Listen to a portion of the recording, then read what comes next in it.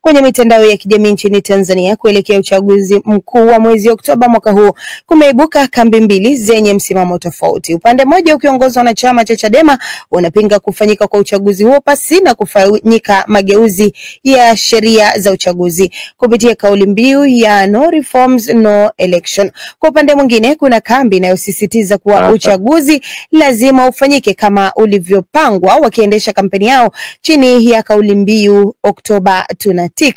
Kwenye laini ya simu na wawakilishi kutoka Chadema na vile vile CCM. Kutoka CCM naye Dr. Tumaini Msowoya, na upande wa Chadema naye Apollo. Vipi, mnanipata kwa njia ya simu mubashara? Tunakupata kabisa kutoka hapo. Karibuni sana. Kwanza pengine nianze na wewe Dr. Tumaini, labda pengine mitandao ya kijamii unadhani imegeuka kuwa uwanja wa mapema wa kisiasa katika kuelekea uchaguzi mkuu wa Tanzania? Ni kweli, mitandao ya kijamii imegeuka kuwa uwanja wa kisiasa hasa tunapoelekea kwenye uchaguzi mkuu wa Oktoba 25, kwa sababu hiyo imekuwa ni platform nzuri na wote tunajua dunia imekuwa ni kiganja. Mitandao ya kijamii imekuwa ikifikisha taarifa kwa haraka sana, lakini tunaona kabisa vijana wengi sasa wako mitandao ya kijamii, lakini hata rika zote tumeona kwa mitandao ya kijamii, na ndio maana unakuta harakati na kampeni zote ziko huko. Mimi naitwa Tumaini Msowoya. Ninatoka Chama cha Mapinduzi, ni mjumbe wa kamati ya siasa ya CCM kutoka mkoa wa Iringa. Asante.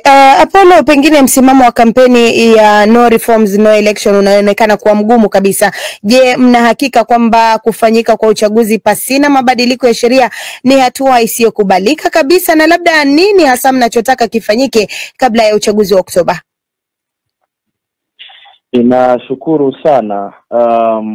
Nianze kwa kusema kwamba wakati tunaianza kampeni hii ilionekana kuwa ni sauti ya Chadema peke yake.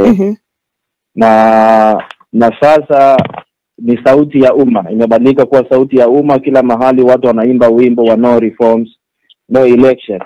Ukipita vijiweni, ukipita kwa mama ntilie wapi, wanaimba wimbo wa no reforms no election. Hii ina maana kwamba wananchi wameupokea agenda yetu ya no reforms no election, na wameelewa madai ambayo sisi tunayapigania kama chama ya mabadiliko ya mifumo ya uchaguzi kuelekea uchaguzi mkuu. Sasa sisi kusema kwamba hatutoshiriki uchaguzi mpaka reform zipatikane. Sisi tumekuwa wahanga wa chaguzi hizi mara nyingi, na tumetoa nafasi mara kadhaa kwa upande wa pili, upande wa serikali na upande wa chama tawala, tukutane tuzungumze, lakini imekuwa ni sehemu ya kutupotezea muda. Then mwisho wa siku nafika kipindi cha uchaguzi na kusema kwamba tumalize kwanza uchaguzi. Kwa hiyo sasa tumesema kuwa hatutoshiriki uchaguzi mpaka hizo reforms zitakapofanyika. Na sio kwamba hatutoshiriki, na reforms zisipokuwepo na uchaguzi hautokuwepo. Huo nimekuwa msimamo wa Chadema. Naam. Dr. Tumaini, unamsikia Apollo akisema kwamba pengine uchaguzi hautafanyika. Labda serikali inalichukuliaje suala hili, kama upotoshaji au ujumbe wa halali kwa hofu za wapiga kura ambao wanahisi kwamba mageuzi hayajazingatiwa kabla ya kuandaliwa kwa uchaguzi?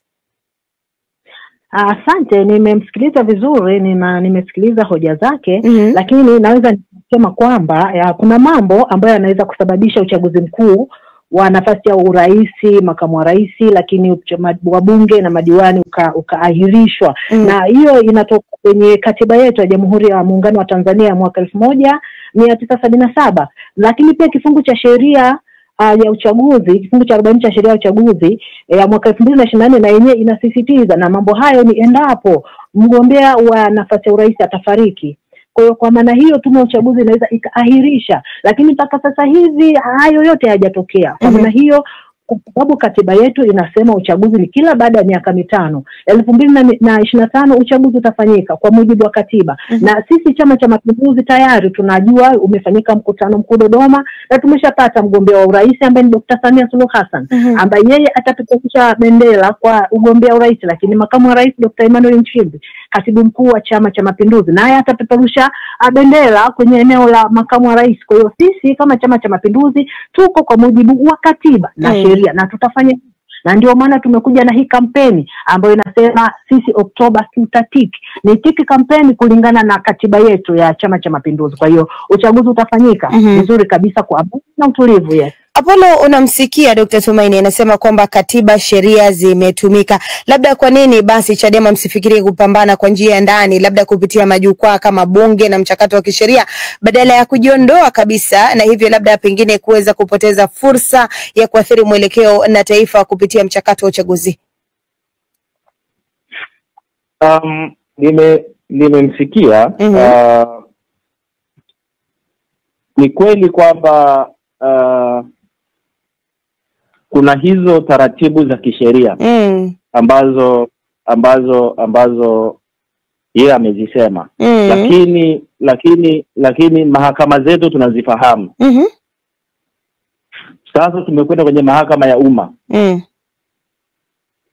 kwa sababu mara kadhaa tumeona kuwa hatutendewi haki katika mahakama. Kuna pia Ruto kuchukua mahakama hatuiamini, kwa tumeamua kuchukua mahakama ya umma waamue. Na kwenye mikutano yetu tumeona jinsi wananchi wanapopokea agenda yetu. Na kwa sauti ya pamoja wamekuwa wakisema kwamba no reforms no election.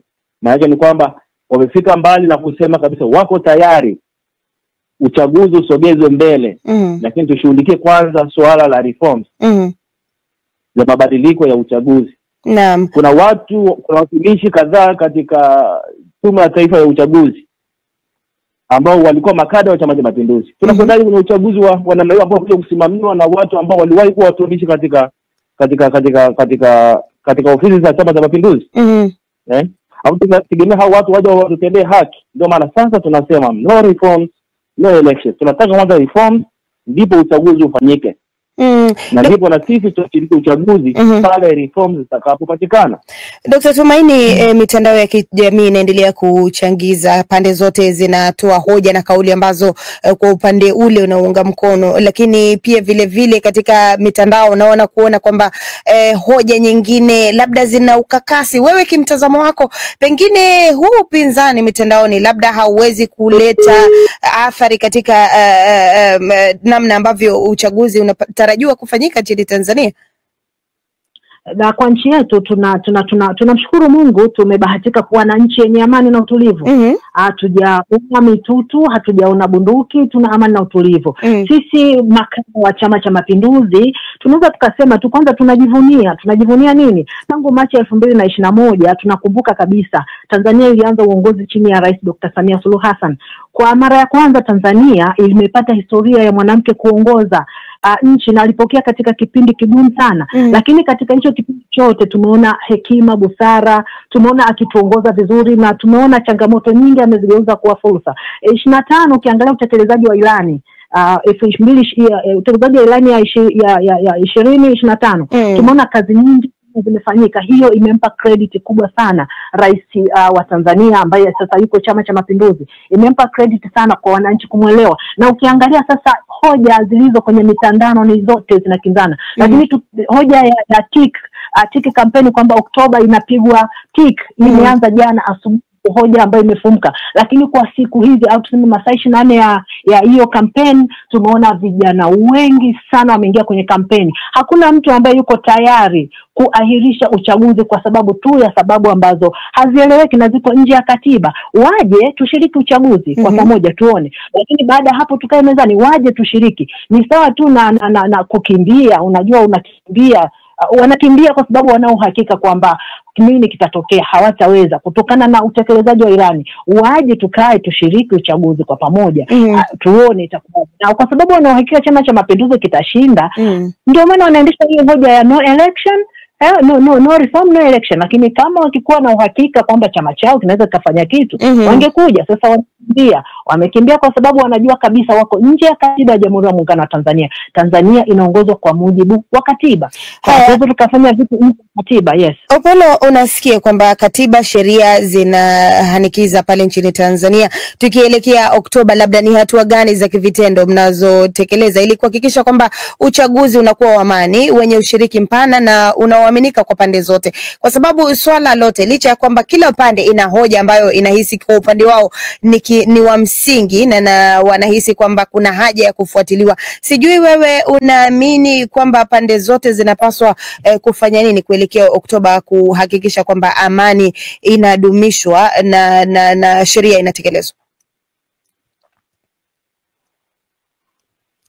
Apollo, ni kama Apollo kidogo tumempoteza kwa njia ya simu, lakini upande wa pili wa studio Tatu Karema yupo pale.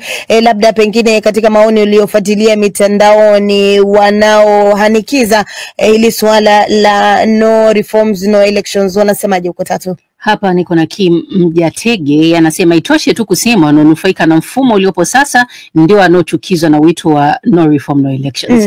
Lakini kuna Ngaira Peter yeye anauliza mbona kusiwe na mageuzi? Mageuzi yatahakikisha haki na usawa. Kwani yanajumuisha nini kinachoogopewa?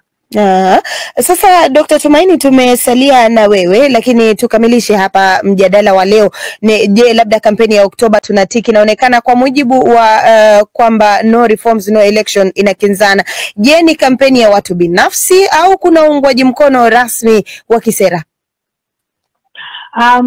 Ukitaka kuangalia Tanzania, vijana wengi, makundi mbalimbali, kila kundi limekuwa likianzisha kampeni yake. Kwa mfano kesho tu kuna baadhi ya vijana kutoka mkoa wa Iringa watakuwa na kampeni yao inayosema sisi tunaenda na Dr. Samia Oktoba 2025. Kwa unakuta wale wanaunga mkono sera na hoja wanaendelea na kudumisha hoja. Watu wengi ukiangalia wanaunga mkono serikali iliyo madarakani. Lengo lao kubwa ni kutimiza katiba ya Jamhuri ya Muungano wa Tanzania.